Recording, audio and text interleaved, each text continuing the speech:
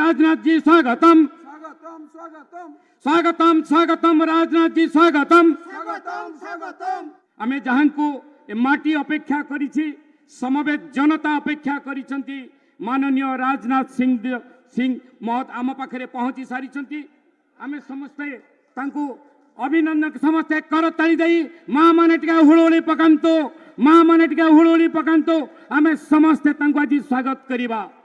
Bharatiya Janata party के उड़ीसा प्रदेश के अध्यक्ष श्री मनमोहन जी शामल और हमारे भारत सरकार में मंत्री इंजीनियर विश्वेश्वर टुड्डू जी और भारत सरकार के पूर्व मंत्री और member of parliament Shri Pratap Chandra ji Sarangi, Shri Mohan Majhi ji, Shri Viranchi Narayan Tripathi ji, Shri Mrs Sukeshi Oram और कृष्णा चंद्र महापात्रा जी, नवीन राम जी, श्रीमती शिप्रा वाजपेयी, श्री अभिमन्यु शेट्टी, श्री महेश्वर साहू, श्री कांदेरा सोरेन, श्री कृपा सिंधु महापात्रा, उमाकांत महापात्रा, हेमंत पाड़ी, श्री भास्कर महल, श्री नाबा चरण माझी एमएलए हमारे सब, श्री बुधन मुर्मू, श्री सनातन बिजली, श्री सुकांता कुमार नायक, श्री सूर्यवंशी सूरज, श्री गणेश राम सिंह खुंटिया, श्री प्रवीण भंजन देव, श्री प्रमोद चंद पांडा, श्री रघुनाथ मोहंती, श्री लक्ष्मण टुड्डू, श्री पुरुषोत्तम नायक, श्री संजीव मोहंती। नाम बहुत सारे हैं और इस सभा में मौजूद मेरे सभी सम्मानित बहनों एवं भाइयों, शायद इस स्थान पर किसी सभा को संबोधित करने के लिए पहली बार मैं आप लोगों के सामने खड़ा हुआ हूं। वैसे तो उड़ीसा की बहुत सारी सार्वजनिक सभाओं को संबोधित कर चुका हूं, लेकिन शायद यहां मेरा पहली बार आना हो रहा है। क्यों मनमोहन जी? अच्छा, मनमोहन जी बतला रहे हैं दूसरी बार आना हुआ है। और आप लोगों ने फूलों की हार पहनाकर, साल भेंट करके, तालियां बजाकर हम लोगों का बहुत ही गर्मजोशी के साथ स्वागत किया है।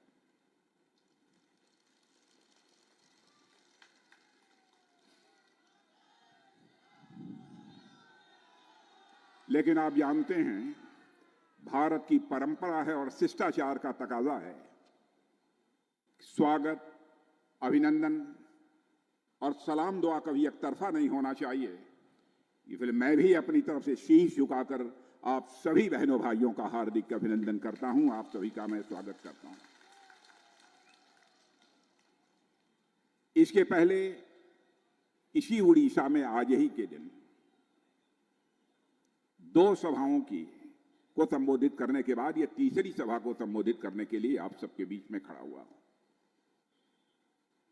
पिछली दोनों सभाओं में और इस सभा में भी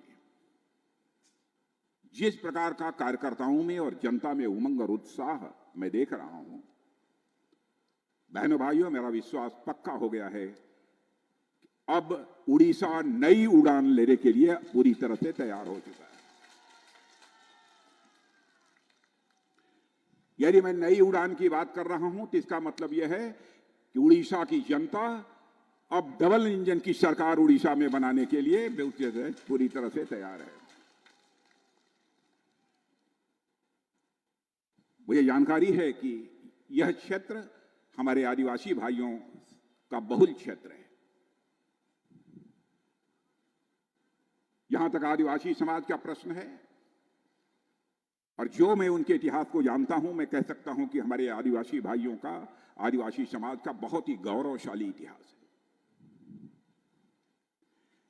लेकिन इस आदिवासी समाज के गौरवशाली इतिहास की जानकारी इस आजाद भारत में जिस हद तक लोगों तक पहुंचाई जानी चाहिए, किंचित कारणों से वह संभव नहीं हो पाया।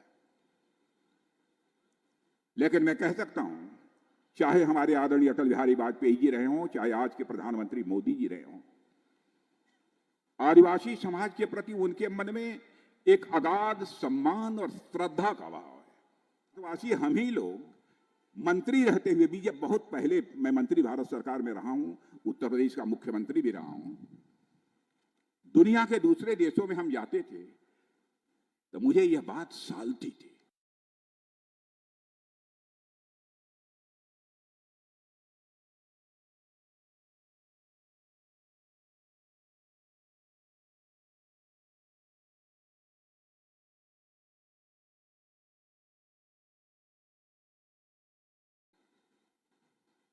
पीड़ा होती थी। जनसंख्या के दृष्टि से दुनिया का दूसरा देश जो भारत हुआ करता था, आज तो पहला देश बन गया। उसको जो सम्मान दुनिया के देशों में मिलना चाहिए उस समय नहीं मिल पा रहा था। अंतर्राष्ट्रीय मंचों पर भी यानी विश्व के मंचों पर भारत पहले कुछ बोलता था तो दुनिया हमारी बातों को अनसुनी कर देती थी। भारत बोल रहा है, कमजोर देश है, गरीबों का देश है। लेकिन बहनों भाइयों, आप सीना ठोक कर आज कह सकते हैं, आज ये अंतर्राष्ट्रीय मंचों पर भारत कुछ बोलता है तो सारी दुनिया कान खोलकर सुनती है भारत बोल क्या रहा है।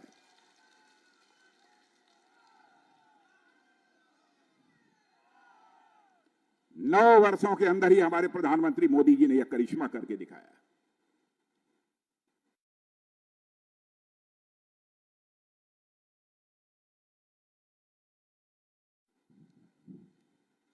भारत की दुनिया की बड़ी बड़ी संस्थाएं, बड़े बड़े संगठन और यहां तक कि दुनिया के कई देशों के राष्ट्राध्यक्ष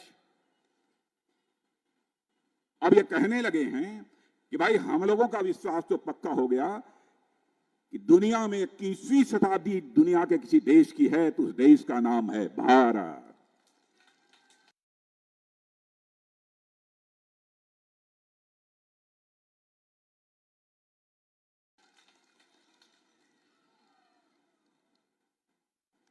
पहले धन दौलत के मामले में यानी अर्थव्यवस्था के आकार के मामले में हम लोग दुनिया में 11वें स्थान पर खड़े थे। यह कांग्रेस की हुकूमत की बात बतला रहा हूं। कमाल किया है हमारे प्रधानमंत्री ने, मेरे बहनों भाई, कमाल किया है।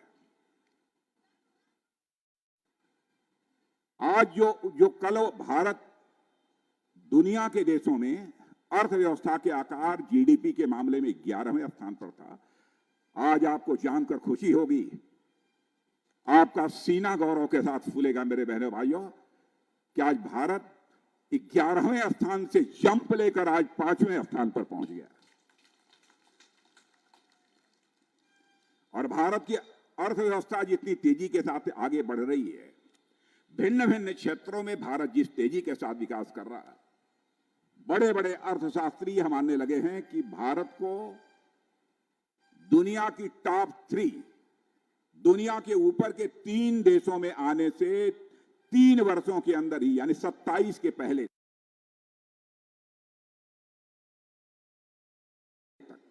27 प्रारंभ होते होते 2027 प्रारंभ होते होते भारत दुनिया के टॉप 3 कंट्रीज में आकर खड़ा हो जाएगा। और हमारे मोदी जी का हौसला देखिए, हमारे प्रधानमंत्री का। हमारे मोदी जी कहते हैं अरे अभी हम टॉप 3 में आने वाले हैं, लेकिन 2047 आते आते यानी आजादी के 100 वर्ष पूरा करते करते हम भारत को दुनिया का विकसित देश बनाएंगे। ख्वाहिश तो हमारी यह है कि यह नंबर 1 की कंट्री है, दुनिया में बन जाए। भारत के प्रति सारी दुनिया में बेहद सम्मान बढ़ा है। उसका श्रेय जहां पर हमारे प्रधानमंत्री को मैं देना चाहता हूं, वहीं पर हमारे देश की जनता ने जिस प्रकार से संबल दिया है, प्यार दिया है, मोहब्बत दी है, हम उसका श्रेय इस हिंदुस्तान की जनता को भी देना चाहते हैं। लंबे समय तक आप लोगों ने कांग्रेस की हुकूमत देखी है, लंबे समय तक। जब कभी भाषण देने के लिए कांग्रेस के नेता खड़े होते थे तो कहते थे हमारी सरकार बना दो, हम हिंदुस्तान से गरीबी भगा देंगे, गरीबी समाप्त कर देंगे। बहनों भाइयों, 70 वर्षों में कांग्रेस ने गरीबी समाप्त किया। मैं आपसे सवाल पूछना चाहता हूं, 70 वर्षों में कांग्रेस ने गरीबी समाप्त किया?